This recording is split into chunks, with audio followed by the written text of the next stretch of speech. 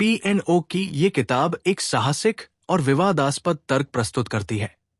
वे दावा करते हैं कि आगरा का प्रसिद्ध स्मारक ताजमहल मूल रूप से कोई मुमताज की कब्र या मुगल शहजाद का स्मारक नहीं था, बल्कि प्राचीन हिंदू वैदिक धार्मिक परिसर या मंदिर, जो वे तेजो महालय अथवा तेजो महालय कहते हैं, था। ओक की दृष्टि में ताजमहल पर धार्मिक इतिहास, नाम, स्थापत्य और भूराजनीतिक प्रकरणों के मेल से ये निष्कर्ष निकलता है। वे ये भी कहते हैं कि मुगल काल में इस स्थान को मुमताज मकबरे के रूप में पेश किया गया, अर्थात एक तरह का रूपांतरण या अनुकूलन हुआ। ओक का उद्देश्य केवल ऐतिहासिक तथ्यों का परिमाण प्रस्तुत करना नहीं है, बल्कि वे एक वैकल्पिक व्याख्या, अल्टरनेटिव नैरेटिव देने का प्रयास करते हैं जो प्रचलित इतिहास से अलग है। उनकी विधि मुख्यतः निम्न तत्वों पर आधारित है: नामों और शब्दों की व्युत्पत्ति, एटिमोलॉजी, ताजमहल, तज इत्यादि शब्दों का प्राचीन भारतीय या संस्कृत संदर्भ से संबंध की खोज, स्थापत्य विश्लेषण, आर्किटेक्चरल एनालिसिस, गुंबद, नक्काशी, मूर्तिकला और कलात्मक डिजाइन का तुलना विश्लेषण हिंदू मंदिरों और वैदिक स्थापत्य के साथ, ऐतिहासिक दस्तावेजों और कृतिक स्रोतों का संदर्भ, डॉक्यूमेंट्री क्लूज, स्थानीय किस्से, पुरानी मान्यताएं, कुछ ऐतिहासिक लिखितियां और लोकवृत्त, भौगोलिक व पौराणिक संदर्भ, जियोग्राफिकल पुराणिक लिंक्स, ताज के स्थान के आसपास के धार्मिक पुराणिक संकेतों को जोड़कर व्यापक कथा बनाना। ओक अपनी व्याख्याओं में अक्सर निशान, प्रतीक, पुरानी शब्दावलियां और स्थापत्य नुकसान को प्रमुख प्रमाण के रूप में प्रस्तुत करते हैं। उनका तर्क यह है कि एक बड़े महत्वाकांक्षी स्मारक के पीछे केवल एक व्यक्तिगत प्रेम कथा का कथ्य कम पर्याप्त है, और इसीलिए वे पुराना मंदिर फिर रूपांतरण की व्याख्या देते हैं। ओक का एक मुख्य तर्क शब्द विश्लेषण पर आधारित है। वे कहते हैं, प्राचीन मत स्थलों में तेज या तेजो जैसे शब्द ब्रह्मांडीय प्रकाश, सूर्य या दिव्य ऊर्जा के संदर्भ में प्रयुक्त होते रहे हैं। इसलिए तेजो महालय का अर्थ होता है तेज या दिव्य कृति का महालय आश्रय, अर्थात किसी दिव्य स्थल या मंदिर का नाम। ओक का दावा है कि मध्यकालीन मुस्लिम लेखन या बाद के समय के लोगों ने स्थानीय नामों, उच्चारण व परिप्रेक्ष्य के आधार पर अंततः तेजो महालय को ताजमहल की ओर मोड़ दिया, यानी शब्द का भ्रष्ट रूप। वे ये सवाल उठाते हैं कि ताज शब्द मुगल तर्ज के अलावा किसी प्राचीन स्थानीय या वैदिक नाम की विकृति भी हो सकता है। ये तर्क भाषा विश्लेषण पर टिका हुआ है। इसे साबित करने के लिए ओक ने विभिन्न पुरानी भाषिक झलकियों और स्थानीय नामावली का हवाला दिया है। लेकिन यही सबसे विवादास्पद और आलोचना का प्रमुख बिंदु भी है, क्योंकि भाषा परिवर्तन के वैकल्पिक कारण भी हो सकते हैं। ओक का अगला बड़ा स्तंभ स्थापत्य है। वे ताज के कुछ डिजाइन तत्वों को हिंदू या वैदिक स्थापत्य शैली से जोड़ते हैं। गुंबद और शिखर समान डिजाइन।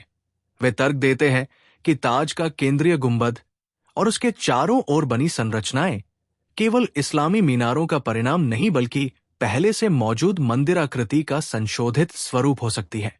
नक्काशी और आकृतियां, कुछ फूल पत्तियों, ज्यामितीय पैटर्न तथा कुछ आकृतियों में ओक सामान्यतः हिंदू प्रतीकों के समानता दिखाते हैं। वे कहते हैं कि इन्हें बाद में इस्लामी पैटर्न में ढाल दिया गया। तहखानों और कक्षों के लेआउट ओक के अनुसार ताज के भीतर और उसके आसपास कुछ हॉल और तहखाने ऐसे हैं जिनका उपयोग हिंदू धार्मिक अनुष्ठानों के अनुरूप होता। वे बताते हैं कि बंद किए हुए दरवाजे और गुमशुदा कमरों के निशान हैं, जो पुराने मंदिर की उपस्थिति का संकेत करते हैं। मंदिर जैसी मूर्तिकला या प्रतीक ओक कुछ पत्थर खुदाई, चिन्हों और मंदिर शैली की कारीगरी के संकेत प्रस्तुत करते हैं, जो उन्होंने ताज परिसर में पहचाने जाने वाले पैटर्न से जोड़ा। वे कहते हैं कि ऐसे चिन्हों को जानबूझकर ढका या बदला गया ताकि इसे मकबरे के रूप में प्रस्तुत किया जा सके।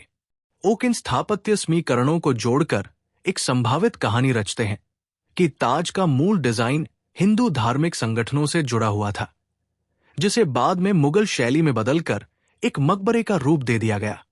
ओक इतिहास की कुछ परतों का उपयोग करते हुए दावा करते हैं कि ताजमहल की वर्तमान पहचान शाहजहां और मुगल काल के दस्तावेजों द्वारा निर्मित या संपादित की गई। उनके कुछ प्रमुख बिंदु। मुमताज और शाहजहां की कथा पर प्रश्न ओक पूछते हैं, क्या केवल एक पत्नी की याद में इतनी विशाल निर्माण परियोजना संभव नहीं थी पहले से, किसी संरचना के इस्तेमाल के बिना? वे ये सुझाव देते हैं कि मौजूदा स्मारक शायद पहले से ही किसी महत्वपूर्ण इमारत था, जिसे शाहजहां ने अपनी माशोहर्त या शाही इरादों के लिए पुनः निर्मित रूपांतरित करवा दिया। पुराने मानचित्र और स्थानीय कथाएं। ओक का तर्क है कि स्थानीय लोक परंपराओं, किस्सों और कुछ पुराने नक्शों से संकेत मिलते हैं कि ताज के स्थान पर पहले भी धार्मिक और शाही गतिविधियां होती थी। सरकारी रिकॉर्ड और अधूरे दस्तावेज। वे ऐसे दस्तावेजों, उल्लेखों या ऐतिहासिक संदर्भों की तलाश करते हैं जिनमें या तो जगह का पुराना नाम मिलता है या किसी पुराने मंदिर का उल्लेख मिलता है। ओक इन अंशों को जोड़कर दावा करते हैं कि ताज के निर्माण का आज जो घोषित इतिहास है वो पूर्ण नहीं है। यहां ओक की पद्धति है छोटे छोटे संकेत लेकर एक समेकित कथ्य बनाना, लेकिन यह भी ध्यान में रखना चाहिए कि इतिहासकार ऐसे छोटे संकेतों को अलग थलग कॉन्टेक्स्ट में नहीं रखते, बल्कि व्यापक स्रोत समीक्षा करते हैं। ओक ये भी बताते हैं कि ताजमहल और उसके आसपास की भूमि पर हिंदू पूजा स्थलों और पुरोहितों की परंपराएं मौजूद थी। उनका तर्क यह है कि यह स्थान ऐतिहासिक रूप से धार्मिक केंद्र रहा होगा और समय के साथ विभिन्न शासकों और राजघरानों ने यहां के स्थलों का उपयोग, पुनर्निर्माण या परिवर्तितकरण किया होगा। वे पुरानी धार्मिक मान्यताओं और स्थानीय रीति रिवाजों को उद्धृत करते हैं, जिनसे ये संकेत मिलता है कि इस स्थान की धार्मिक महत्ता मुगल काल से पहले भी रही होगी। ओक इस बात पर भी बल देते हैं कि राज्य शक्ति, राजसूया, सामरिक आदि के लिए भौतिक और धार्मिक स्मारकों का पुनः अधिग्रहण और पुनरुपयोग इतिहास में सामान्य रहा है और ताज को उसी श्रेणी में रखा जा सकता है। एक प्रमुख आकर्षक बिंदु जो ओक उठाते हैं वह है ताजमहल के अंदरूनी हिस्सों और आसपास के बंद या अज्ञात स्थानों का उल्लेख। वे कहते हैं कि ताज के अंदर कुछ कक्ष या तहखाने ऐसे हैं जिनसे जनता को महरूम रखा गया, कुछ दरवाजों या रास्तों को बंद कर दिया गया। ओक इस तरह की संरचनाओं को पुरानी मंदिर संरचनाओं के अवशेष मानते हैं। इसके साथ ही वे कहते हैं कि कुछ पुरालेख, संकेत या नक्काशी ऐसे हैं जिनका अर्थ धार्मिक या मंदिर संबंधी अर्थ दे सकते हैं। ऐसे दावे दर्शकों को आकर्षित करते हैं क्योंकि वे छिपा हुआ इतिहास का एहसास जगाते हैं। पर यह भी ध्यान देना जरूरी है कि बंद कमरों का अस्तित्व और उनका अर्थ स्थापित करने के लिए पूर्ण पुरातात्विक जांच आवश्यक है, जो कि सामान्यतः स्वतंत्र रूप से प्रकाशित नहीं होती। ओक के तर्क का एक बड़ा पहलू यह है कि यदि इसे सत्य माना जाए तो इसका राजनीतिक और सांस्कृतिक प्रभाव बहुत बड़ा होगा। ये सवाल उठाता है कि कैसे एक राष्ट्रीय प्रतीक ताजमहल, जो आज विश्व प्रचित प्रेम और कला का प्रतीक है, किसी अन्य सांस्कृतिक धार्मिक विरासत से जुड़ा हुआ था। ओक के कोण से ये ऐतिहासिक स्मारक का पुनर्लेखन जैसा विषय बन जाता है, यानी इतिहास किसने और किस उद्देश्य से लिखा। इस दावे का उपयोग अलग अलग विचारधाराएं और राजनीतिक गुट राजनीतिक लाभ के लिए कर सकते हैं। इसलिए यह विषय संवेदनशील बन गया है। ओक की समग्र निष्कर्ष रेखा यह है, ताजमहल का मौजूदा स्वरूप और उसके इतिहास में कथित रूप से जो कुछ बताया जाता है वो पूर्ण सत्य नहीं हो सकता।